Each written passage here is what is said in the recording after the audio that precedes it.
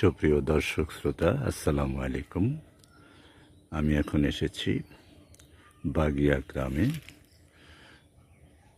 আমাদের প্রিয় জন্মভূমি, সবুজ শ্যামলিময় সোনার বাংলার পথ প্রান্তর আপনাদেরকে দেখানোর জন্য, বিশেষ করে যারা বিদেশে বসবাস করছেন, বাংলাদেশের লোকজন, প্রবাসী ভাইদের উদ্দেশ্যে মূলত আমার এই শ্রম। বিদেশে বসে দেশের মাটি দেখতে পারলে আমার মনে হয় অনেক ভালো লাগার কথা। তো এই যে রাস্তাটি দেখতে পাচ্ছেন, এটা আমার স্কুল থেকে একেবারে এদিকে পূর্ব দিকে বাগিয়া ব্যাপারী বাড়ি মোড় হয়ে একেবারে টোক রাস্তায় দলাগড় ব্রিজের দক্ষিণ পার্শ্ব দিয়ে লেগেছে। আর এই যে রাস্তাটি দেখতে পাচ্ছেন, এটা উত্তর দিকে মরহুম মানসুরুল হক চৌধুরী, যাকে আপনারা সবাই দুলু চৌধুরী নামে চিনতেন, এই বাড়ির দিকে ঢুকছে। অবশ্য এই রাস্তাটা পাকা নয়, এটা ইটের সোলিং করা। আমি আস্তে আস্তে এভাবে উত্তরের দিক দিয়ে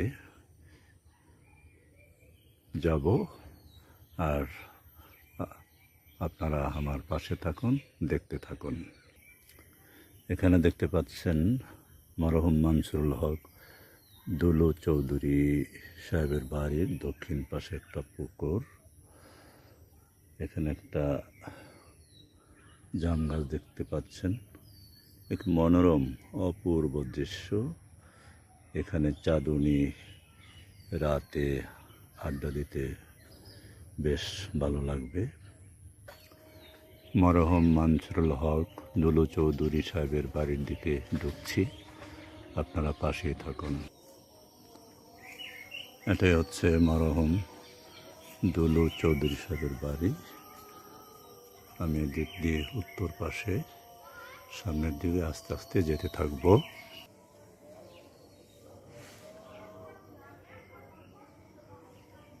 দুলু চৌধুরী সাহেবের কাছাকাছি বাড়ি। মরহুম দুলু চৌধুরী সাহেবের বাড়ি অতিক্রম করে উত্তর পাশে চলে এসেছি। উত্তর পাশে এখানে দেখতে পাচ্ছেন আরেকটি পুকুর। আমি এখন সামনে যেতে থাকবো, আপনারা পাশেই থাকুন। এই রাস্তাটি ইটের সোলিং, উত্তর দিক দিয়ে একেবারে আফসান মার্কেট পর্যন্ত চলে গেছে। রাস্তার এই পাশে সুন্দর বক দেখতে পাচ্ছেন, বসে আছে ধান খেতে। প্রাকৃতিক দৃশ্যগুলি দেখুন, ঝিঝি পোকার ডাক শোনা যাচ্ছে, পাখির কলকাকলিতে মুখরিত চারদিক। দুলু চৌধুরী সাহেবের বাড়ি অতিক্রম করে উত্তর পাশে প্রথম বাড়ি, এটা হচ্ছে জানতে পারলাম মুজিবুর রহমানের বাড়ি। এখানে আরেকটি বাড়ি দেখা যাচ্ছে, জানি না এই বাড়ি কার বাড়ি।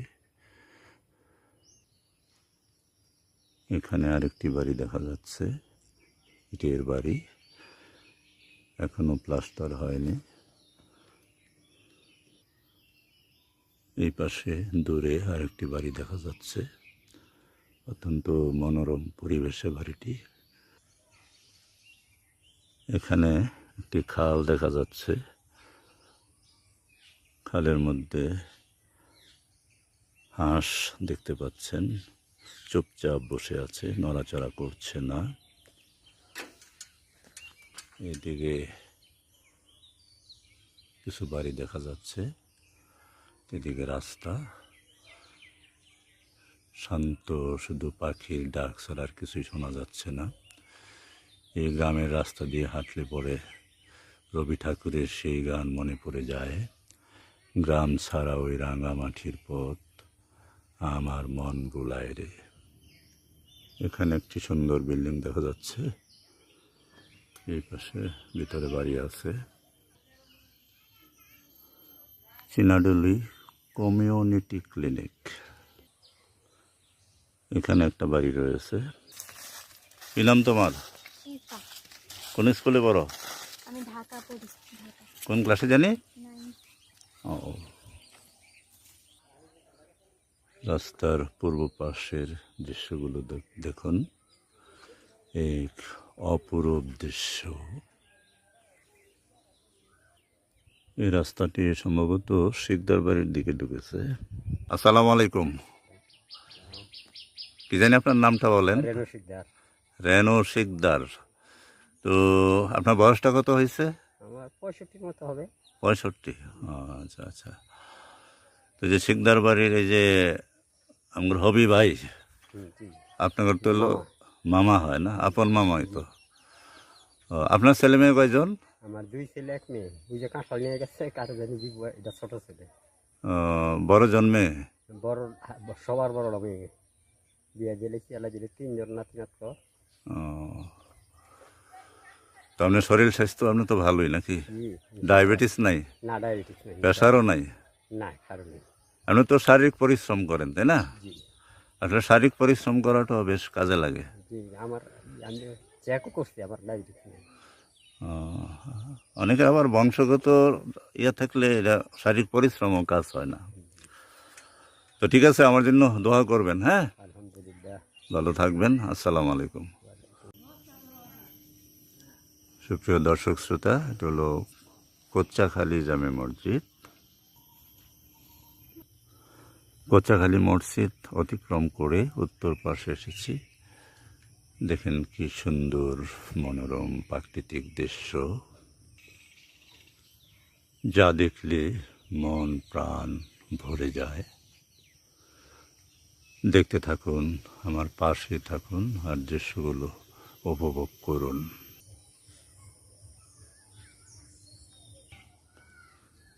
রাস্তার বাম পাশে একটি বাড়ি দেখা যাচ্ছে, এদিকে আরো 2টি বাড়ি, ওই পাশে আর একটা, এখানে একটি বাড়ি, আর ওই পাশে আর একটি বাড়ি, এই পাশে আর একটি বাড়ি, আর এদিকে বাম পাশে রাস্তা চলে গেছে সামনের দিকে। এখানে 2 পাশে কয়েকটি বাড়ি দেখা যাচ্ছে, জানি না কাদের বাড়ি। বাবুলে এনে বাড়ি করছে। ও, এই পাশে একটি বাড়ি, সম্ভবত একটা মোস্তফা ব্যাপারীর বাড়ি। আর ওই যে দূরে ওই পাশে হলো হিরণ ব্যাপারীর বাড়ি। এটা ওই পাকা রোডের সাথে। এই রাস্তাটি, পাকা রাস্তাটি উত্তর দিকে চলে গেছে একেবারে বাংলাদেশের প্রথম প্রধানমন্ত্রী বঙ্গতাজ তাজউদ্দিন আহমেদ সাহেবের বাড়ির দিকে।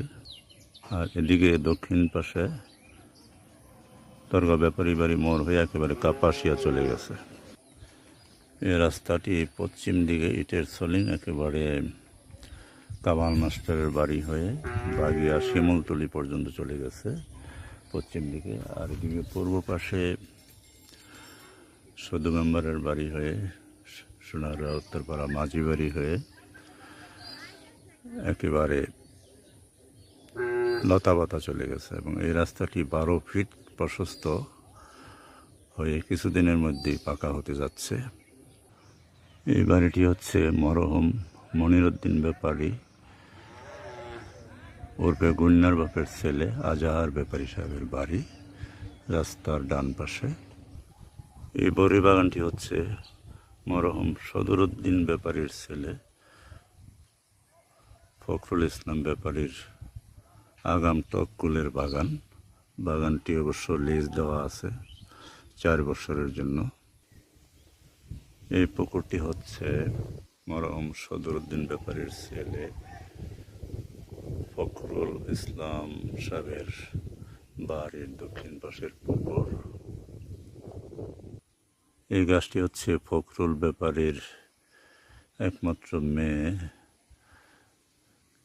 তানজুম এই কটবেল গাছটি লাগিয়েছে। তানজুম খুব টেনশন আছে, না জানি রাস্তায় গাছটি চলে যায়। আমরা দোয়া করি যেভাবে হোক গাছটি যেন রক্ষা পায়।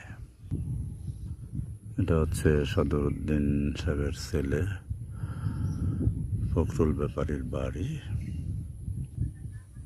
এই কৃষ্ণচূড়া গাছটি হচ্ছে মরহুম শাহজাহান ব্যাপারী ওরফে সাজু ব্যাপারীর বাড়ির দক্ষিণ পাশে।